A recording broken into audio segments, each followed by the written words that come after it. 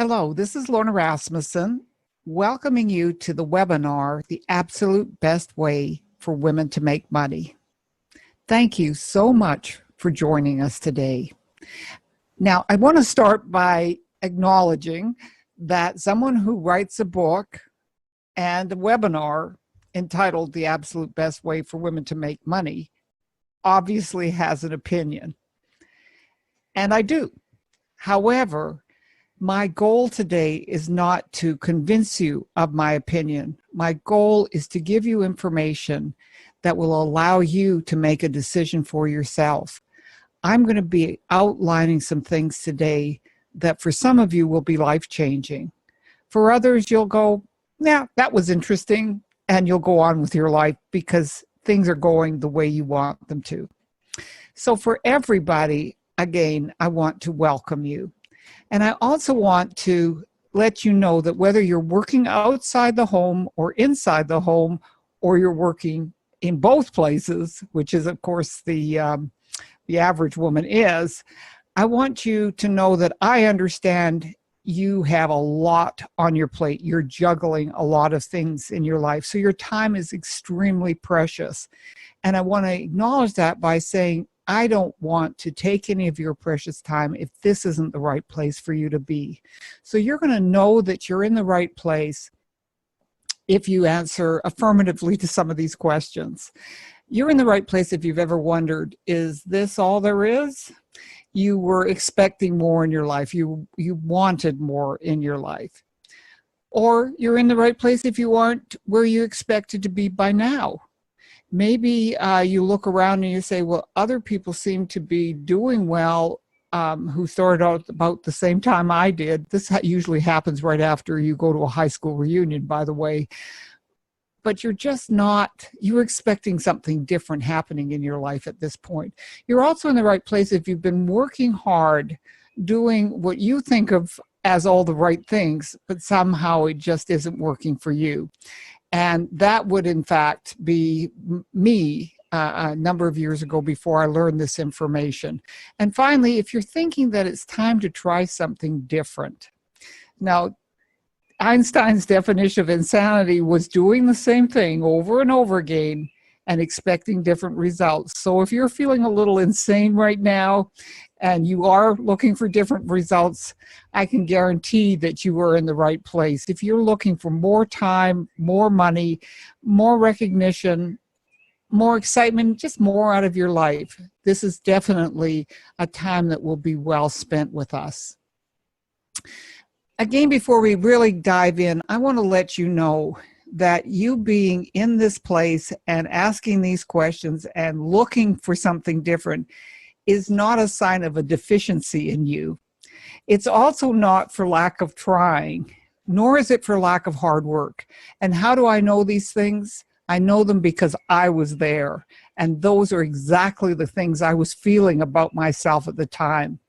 Until I discovered that the reason I was feeling those things was not for deficiencies in myself, but because I was missing critical information. So what I'm going to promise you today for spending this time with us is the following. What you're going to get from this seminar is how to determine what you really want in your life.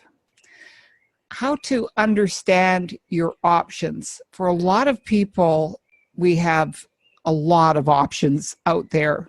For some people, they're just feeling like those options don't match where they want to be. So understanding what your options are is critically important. And to take control and create a life that you will love, and I would say you deserve to have. We believe that knowledge is power, and we want to give you this knowledge to empower you. So here I am. My name again is Lorna Rasmussen. If you're hearing birds chirping, that's because I'm recording this in Costa Rica where I live. But here are some other important facts about me. Number one, I'm married and have been for the last 32 years to the same man. I'm a documentary filmmaker by profession.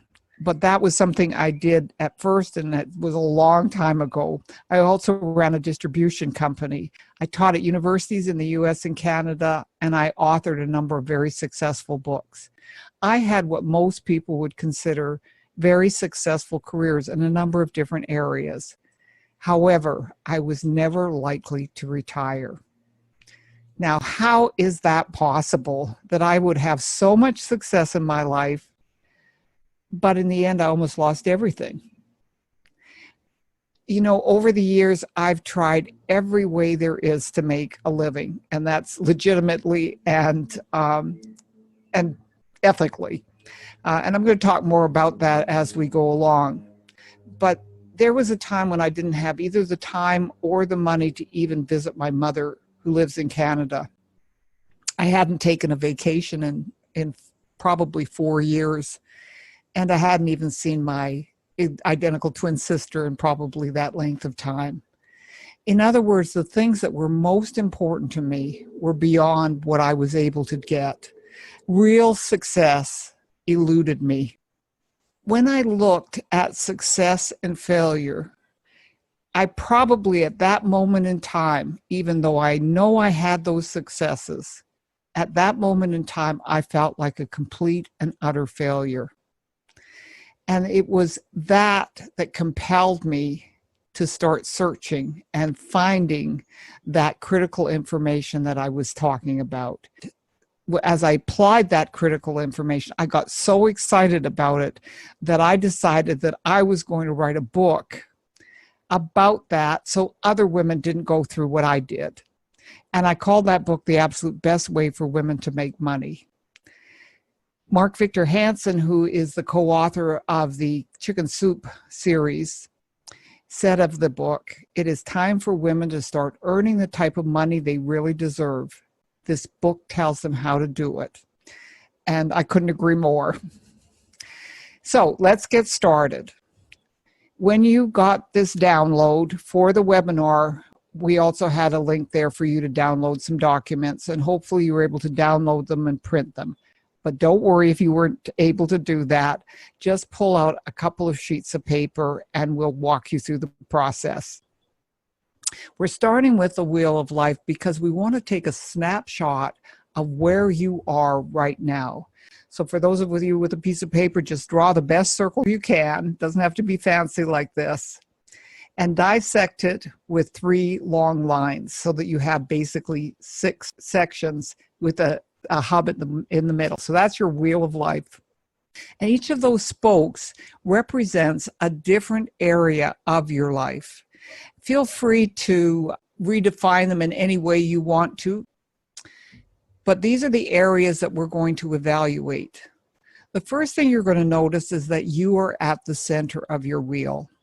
And the reason you're there is because you truly are the only one who has the information, and I would say the right, to evaluate you. Now, there's lots and lots of people in our lives who do evaluate us, our bosses for sure with our annual evaluations, but you know, our parents and our families and our friends will do that as well. However, we are the only ones who have the right and have the information. In the center, we're going to call that 0. And as you move out to the rim of the wheel, you'll see that the numbers get larger, out to a 10.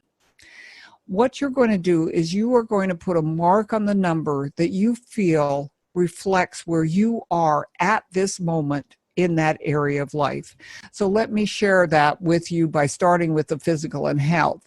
Let's say that you're the weight you'd like to be, that you are, you're basically eating healthy and you're going for your annual checkups and whatnot, but you're not exercising much. So maybe you would mark yourself as a 6 on the physical and health area. What this means is you have all this area available to you to grow. So this isn't a bad evaluation. It's just that it's indicating to you that by being a 6, you're a little above average, but with lots of room to improve. So let's go around the wheel and mark off the area where, or the number where we feel we are right now in each of these areas of the wheel. And as we do that, what you're going to notice is that in some areas you're doing extremely well, and in other areas not so well. And just to make a comment as you're doing this, in this example that we're creating, we're saying that the family and home life is at a level 9. That's very good. But that financial and career, you're just at a 2. It's very likely that an area is going to grow and another area diminish based on the effort and the time you put into that area. So let's say you took off the time maybe to stay at home with your children, therefore your financial and career area is going to suffer. But again, that's showing you the room for improvement. So let's go ahead and join the dots and see what our wheel looks like. Well, in this example, our wheel doesn't look all that great. Obviously, if we were at a 10 all the way around, we'd have a strong round wheel and we'd be rolling down the highway of life just doing great. But I can tell you from having done this thousands of times with people, this does not happen very often. In some cases, people have a round wheel, but it's very small. So they're doing okay in every area, but not great. And so really our goal is to get it fairly round and as big as possible. How do we do that? We do that by first imagining the things that we would have if our wheel was out at an 8, 9, or 10. So in other words, as we're looking, we'll look at financial and career since we're talking about money right now. When we're looking at financial and career, what you're going to notice is that there are things that you can have and you can do and you can be if you're out at an 8, 9, or 10. So what would those things be? And to help you answer that question, let me pose it in a particular way. And I'm asking this question in a particular way for a particular reason, and that is to really get you to dream big, not just be stuck thinking, well, if I just get by and I can just keep doing things just a little bit. I want you to look out 5 years and say to yourself, if everything goes exactly as I would like it to, where will I be in the area of financial and career in 5 years' time? So how is growing myself financially, how is that going to change my life? And let me give you some specific questions. So as you're thinking, in 5 years' time, with everything going exactly the way I want it to, I have the money, I have the time, I have the information in order to really do and be and have what I want. What will be different? What in my life will be different if I get myself out to an 8, 9, or 10 in the financial and career? For many of you, you might be in a different job. You might be in a totally different career. You might be at a point in your life where you can do things that you never thought you could do. Maybe take 6 months off to travel the world. Or it would now be possible for you to get married or to have children. So there's a lot of things that moment in time would be possible if everything went exactly the way you wanted it to. What will you have? This is sometimes easier for people to imagine having things. Maybe you live in an apartment and you'd like to live in a house. Maybe you don't have children and you like to have children. Maybe you don't have a husband and you'd like to have a husband, or you do have a husband and you'd like not to have a husband. So think about the things that would be possible, again, with everything going exactly the way you want it to. Who will you know? You know what they say, that we are the sum total of the 5 people we spend the most time with? What I discovered is as my financial situation changed, so did my friends. So did the people I was spending time with. And it's interesting, there were people that I never imagined I would know personally, but I made it a goal to get to know those people. And some of those people I knew through their books first, and then I got to know them in person. So who will you know? What will you be doing? What will be different in your life that you will be doing? And that's, again, a kind of an abstract idea, but think about it in terms, again, of having the finances, having the time. Would you be able to do more in the area of contribution? Would you be able to perhaps foster children? I know a couple who, as their income went up, they were able to create actually an orphanage, a whole orphanage for underprivileged children. So what would you be doing? Where will you be traveling? And this is a great one to ask yourself, because that's one that excites a lot of people. My husband had a goal to see Iceland for 30 years. Because he had that goal out there, when an opportunity came for us to go to Denmark, we were able to go and see Iceland, and it was fantastic. How will you be different? How will you be different as a person if everything went exactly the way you wanted it to? So these are questions, and hopefully you have a list of things that you've written down, because here in black and white, these are the things you want. Maybe you've known for a long time that you wanted those things, and the question really becomes, how do you get them? The other question that you might want to ask yourself is, what's stopping you? Here's in my experience of talking to people, is that it's fear and doubt, anxiety about failing, questions about whether you can do things, and a biggie is taking risk. People are afraid of the risks involved. They'll stay with a spouse that they don't love because the risk of living by themselves is too great. They'll stay in a job that they hate because the risk of going without a paycheck is too great. So how do you avoid risk in really what is a pretty risky world? Well, one of the keys to you overcoming your fears and anxieties about risking is to know what your options are. So that's how we're going to spend the rest of our time together, is looking at your options, because in options, you have choices, and in choice, you have really the elements that will free you to be and have and do what it is you want. So let's dive in and let's look at the options that you have. Some of these are going to be obvious to you. Others might be a real surprise. Well, the first option, which a lot of people are probably in, so it's not a surprise, and certainly where most of us start, is a job. So as with all the options, we're going to look at the pros and cons of having a job. One of the obvious pros is that there's security, and this is very important to some people. They need to know that they have a certain amount of money coming in. They need to know they have a place to go. It's predictable. Their friends are there.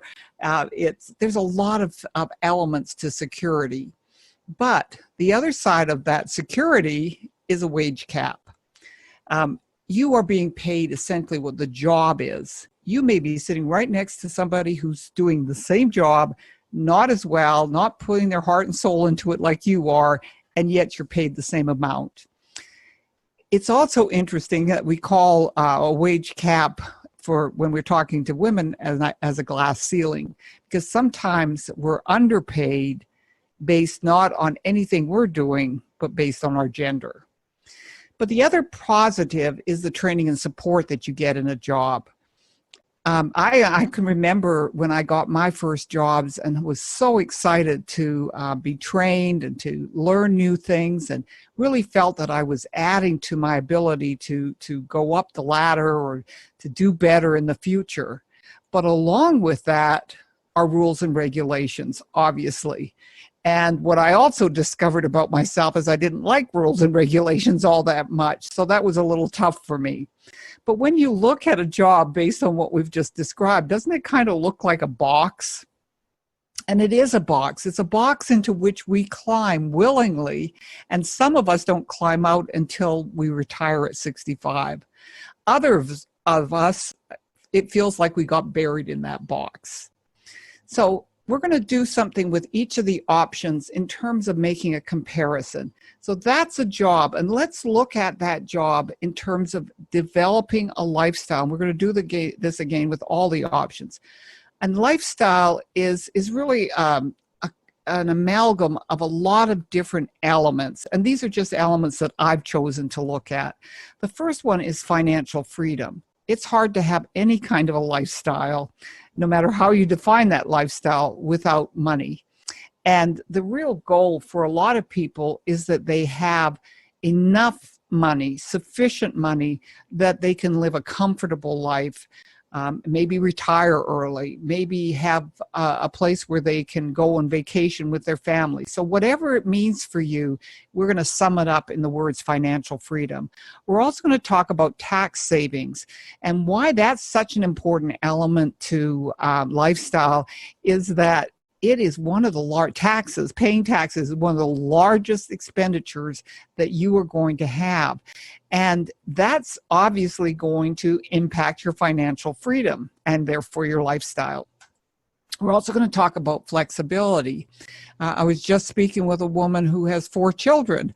She needs flexibility because one month this winter, all 4 of them at one time or another got sick. And she said, what kind of a job is going to help me with that flexibility? It's going to give me that flexibility. So for young mothers and for middle-aged people and women especially who have elderly parents, flexibility is really important, and it's also really a part of lifestyle, to be able to take time off when you feel like it rather than when it gets scheduled. There's also something called residual income, and residual income is interesting. It is not, as one woman said to me, the money left over at the end of the month. Residual income is you doing a job, performing a task and getting paid for it at that point, but then paid for it over and over again. The people that we're familiar with who get residual income are, for instance, writers or authors who write a book one time and then as it gets sold, they get what are called royalties, but that's residual income. Same thing with an artist who sings and they make a record and they get residual income from that record. So those are the people that were most experienced having residual income. But insurance agents also have residual income. They sell you a policy once and you keep paying on it year after year after year, they get residual. So the next thing that is really important and really misunderstood is leveraged income. And what do I mean by leveraged income? That is income that comes from working with other people. Now, a common example of leveraged income is the real estate broker who has realtors working with them, and he's responsible for doing certain aspects of the work, and he gets a tiny commission off of all of the people working with him. That would be considered leveraged income. And finally, what is the investment? Because of course the investment takes away from all the others, and so we have to look at the investment. So these are the things we're going to use in comparing our options. So here's our job option. Financial freedom, probably not. There are exceptions, but most people will not see themselves being financially free with a job.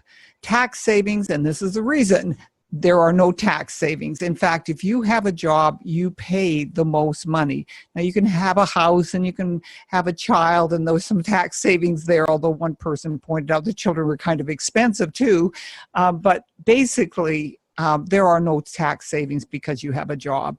Flexibility, in rare cases, yes, but as that woman with the 4 children was pointing out, no, there isn't a company that would give her the time off that she needed when 4 children got sick at 4 different times during a month. Residual income, very rare to have residual income. And leveraged income, absolutely not. When you have a job, you are being paid what that job is worth, and it's your position in the company. As such, you get paid for that. And is there an investment? Well, if you don't take into account your education and your job search, there is no investment for a job. This is what Robert Kiyosaki called a job. He said it's just over broke. In other words, he's saying that people can work really hard at a job, but they're never going to reach financial freedom and really experience a rich life on a job, again, in most situations. And he describes this in the cash flow quadrant. His cash flow quadrant stands for E for employee, S for small business, B for big business, and I for investment. And what he says is, rather than go from job to job, what you want to do is you want to be in a job and go to another quadrant. So he would, in most cases, what happens is people go from being an employee to being a small business owner. So, for instance, a person doing accounting might decide to set up their own accounting firm. Somebody who's doing baking, maybe you bake great cakes and you decide to open a bakery. I mean, just watch a Shark Tank and places like that, and you'll see that somebody who's an expert in an area decides they'll build a business around their expertise. And then there's, so a business is really the next step for a lot of people. So here's what I want to share with you. I was a business owner. I went from being an employee to owning my own business. And that's me with my film crew on a film. And it was an interesting life. It was a great life, but I was a business owner. So let's look at the pros and cons of owning a business. The first one is there is no security. Nobody's guaranteeing you anything. It's all up to you, and there is no security. But there isn't a wage cap either. So you can earn as much money as you can figure out how to make it. There is absolutely no training and support. Again, you're on your own doing everything, and there are very few rules and regulations, which is the reason why I like being a non-employed person. I liked having my own business. But here's what goes along with that: massive headaches, because you are responsible for everything. And sad to say that a lot of businesses don't do very well. And the payoff is often looked at as when you sell the business, but it's very hard to sell businesses. So let's look at it in our comparison chart. Owning a business, is there the opportunity of financial freedom?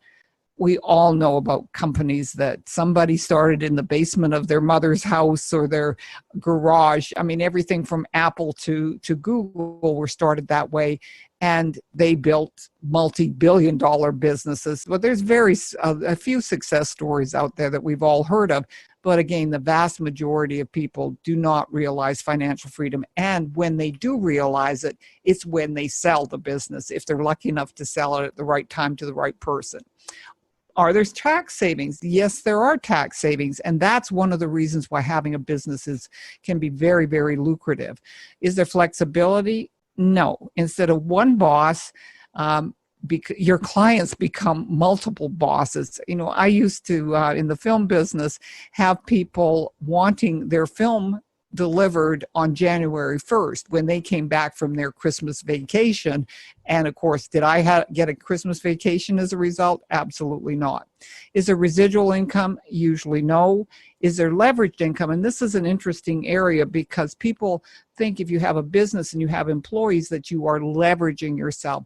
But the fact of the matter is that is not the case in most instances. And I read a study one time on architectural practices that said a one-person office made money and a seven-person office made money. So everything in between was just trying to make money. And finally, is there an investment? Well, yes, there's huge investments. In fact, just buying the business cards for a business can be expensive, and everything on up. I don't know whether you noticed the camera in that shot, but that camera cost tens of thousands of dollars, and that was back in the 1980s or 70s, actually. So you can see businesses can be very expensive.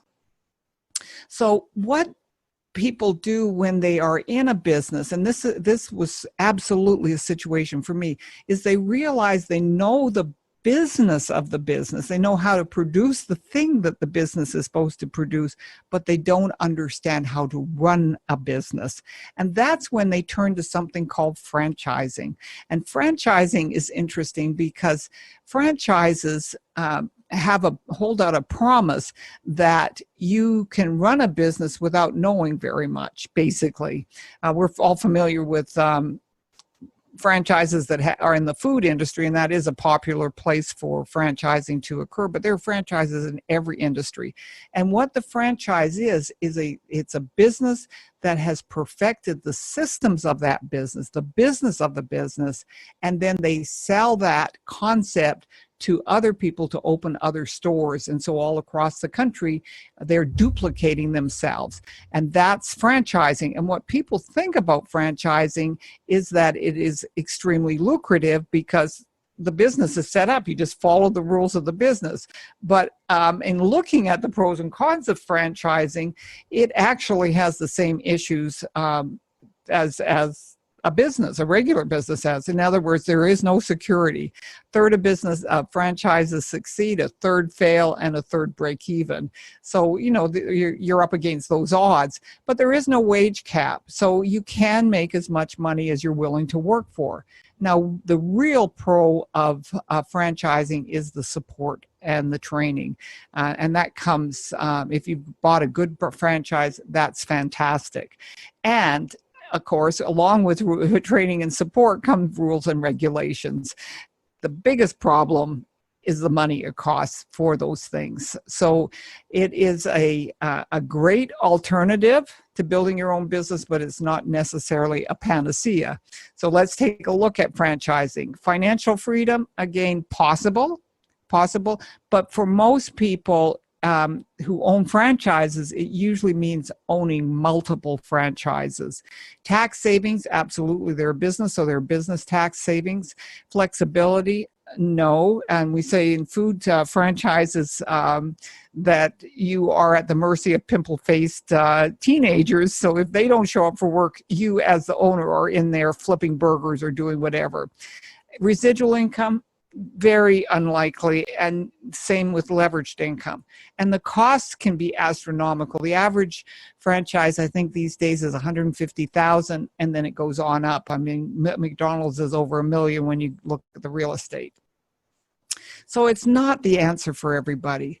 And what Robert Kiyosaki says is you don't want to stay on the left side of the quadrant. What you really want to do, where the real financial freedom is on the right side. And that's in the B quadrant. That's the big B business. And once you are successful there, then you have lots of money to do investments, and that's where you continue to build and really excel in your business and in your lifestyle. So the question is, what's a big B business? A B quadrant business is where you earn income from a business, whether or not you are actually working. Wow, that is a wonderful business to be in. And we all know those are the people who jet set around and they have the business that's running by themselves itself. They call in, they do this and that. What's interesting about that is most people think that is way beyond something that they could ever enjoy, that takes coming up with a brilliant idea, or it takes buckets of money, or you have to inherit it. I'm here to tell you that a big B business is within the realm of possibility for anybody and everybody. And that's what we're going to talk about in the next little while. But first, we're going to take a detour and talk about money. And I'm not talking about the dollars and cents, but what I want to talk about is our attitude towards money. And let's look at what people need. And this is a couple who's heading for retirement and they're wondering, what's it going to cost them in retirement? So let's look at two of you eating 3 meals a day, averaging $5 a meal, 365 days, and let's say for 20 years. So that couple will spend $438,000 just to eat. That's amazing. But that's the reality. So let's look at how the poor, middle class, wealthy spend their money. So they all start off with money, and this is not being judgmental at all. This is just looking at the facts. The poor spend their money primarily on buying stuff, and that's stuff they probably need to live on. It's food and rent and transportation. And in the end, when they retire on a small Social Security check. The middle class, on the other hand, they don't buy stuff, they buy liabilities. And I'm going to go into this in a little bit more detail. But after they bought those liabilities, when they retire on a slightly larger Social Security check. And statistics bear me out here. Very, very few people retire with much in the bank. Now, here's what the wealthy do. The wealthy take their money and they buy assets.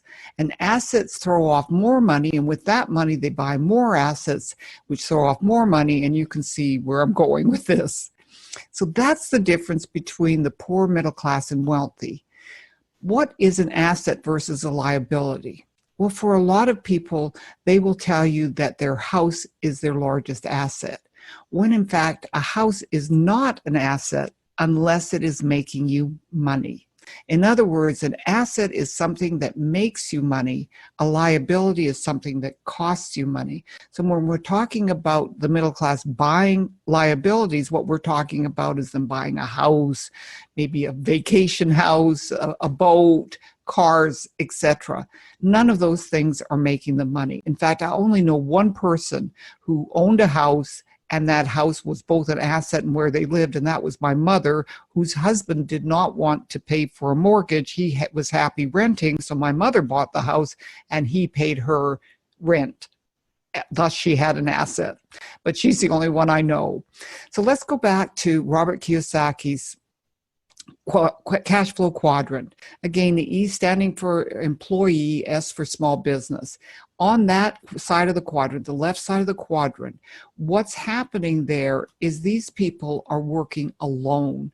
Even if you are in a business where you have basically other people supporting you, a doctor's office, etc., you're basically working alone. You're the one that's making the cash, and therefore the income potential is finite.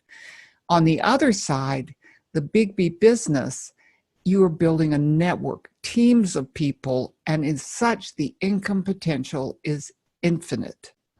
So what do we mean by teams? Well, the richest people in the world look for and build networks. Everyone else looks for works. That's what Robert Kiyosaki says about teams. And what a team is it's a network of people who work with you, but not for you. You don't pay them, you don't employ them, you don't fire them. They are working with you, and as such, they are an asset in your business. The only place that I know that this happens is in network marketing. And that's why I want to explain to you what network marketing is. For years, I thought of it in the most negative terms.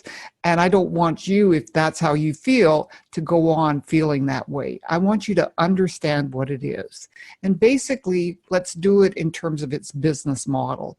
If we're looking at a traditional business, what you'll see is that there's the business owner, some managers underneath that business owner, and then a layer of people who do the work. Now, obviously, if it's a larger business, there are more layers of management and layers of people doing the work. But this is the typical traditional model for any business.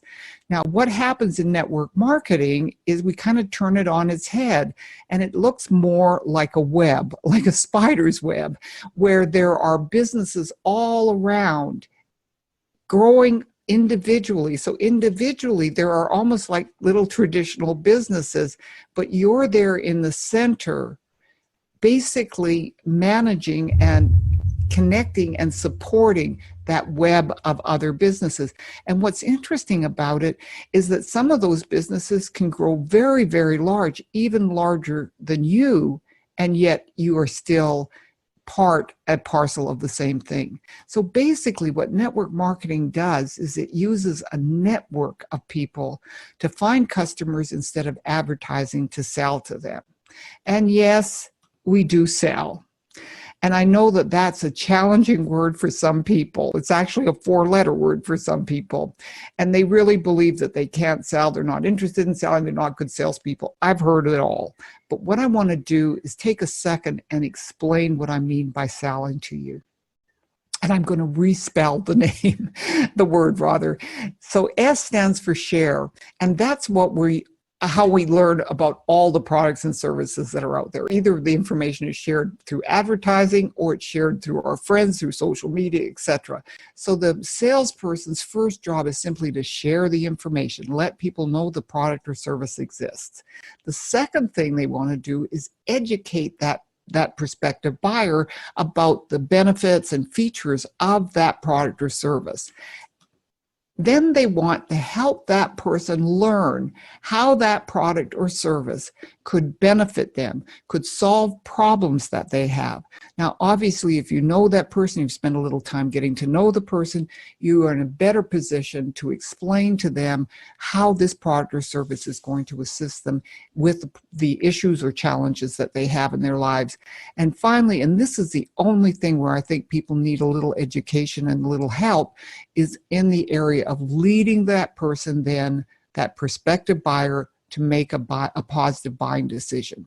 But I will tell you, if you do the first three really well, the second one is simply filling in the paperwork. So that's what selling is, and it really truly is not what most people think it is. But best of all, it can lead you to creating a big B business with little down and few ongoing expenses. In fact, what you're doing is you're building a business with sweat equity. So you don't have to have a lot of money to start with, and you don't have to inherit the business. But it can create incomes of tens of thousands, hundreds of thousands, even millions of dollars with no territorial restrictions, and you work wherever the company is open for business. The most important thing is that network marketing creates assets, and those assets throw off money. So let's look at the pros and cons of network marketing. Very similar to regular business, even a franchise, there is no guarantees, no security. However, there are also no wage caps. So because you can make as much money as you need or want, that's where the security lies. In a sense, the security is in your own abilities. You have a guarantee of what you can produce based on your abilities. But, and this is really the underlying positive of network marketing, is there's lots of training and support. And yes, there are rules and regulations, but that's the way you know that it's a proper company. The beauty of it is, unlike franchising, it doesn't cost an arm and a leg. What it does instead is give you a track to run on. So in looking at our final summary of comparing our options, I believe that network marketing is the one place that there's a real potential for ordinary people to create extraordinary amounts of income for themselves. In other words, to realize financial freedom. There are huge tax savings because you're a business just like all the other businesses, owning a business or a franchise.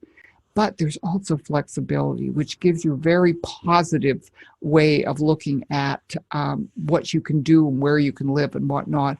There's residual income and there's leveraged income in both of these modes in network marketing. And both of these, residual and leveraged income, again, is what makes financial freedom really a possibility. But the most important thing is it doesn't cost a lot to get started. Most network marketing companies are very inexpensive to start. And as I said before, few ongoing expenses, so that you can really literally get a business up and running for hundreds, far less than $1,000 at the very least. So what network marketing has done for me is it's helped me to live my dreams. It is because of network marketing that I am able to have the lifestyle that I have. And it's given me a beautiful place in Costa Rica to live. However, it's done so much more. It's made it possible for me to visit with my family, spend time with the people who are important to me. That's the important part of this business for me, is it's given me that flexibility. My mother lives thousands of miles away, but I'm still able to go and see her on a regular basis. I go on wonderful trips, some of them paid for by my company as incentives, and I spend quality time with my husband. So it has really provided me with the true success that had so long eluded me. And I think you can see that all those things we talked about at the beginning, more time, money, recognition, excitement, just more out of life, has been possible because of network marketing. And I think that you'll agree that what we promised at the beginning, we've delivered. I hope you feel that way, that you've learned how to determine what you really want in your life through that wheel of life. And that's a tool that you can go on using over and over again with every major decision or life change. You want to go back to that wheel of life and really get a snapshot of where you are so that you make good, positive decisions in your life. I hope you understand your options. I lived through every one of those options. I experienced each of those options. And so that's the reason I could come out at the end and say, I believe I found the absolute best way for women to make money. But that's me. You need to make that decision for yourself, which option is right for you. And finally, I hope I've shown you how you can take control and create the life you want, and I believe that you deserve. Finally, thank you. Thank you for spending your time with me. And I really appreciate that you did. I appreciate that you took your valuable time, and I hope you got value out of it. And from that, I'm going to give you a Costa Rican goodbye. I'm going to say, Pura Vida, have a good life. Thank you.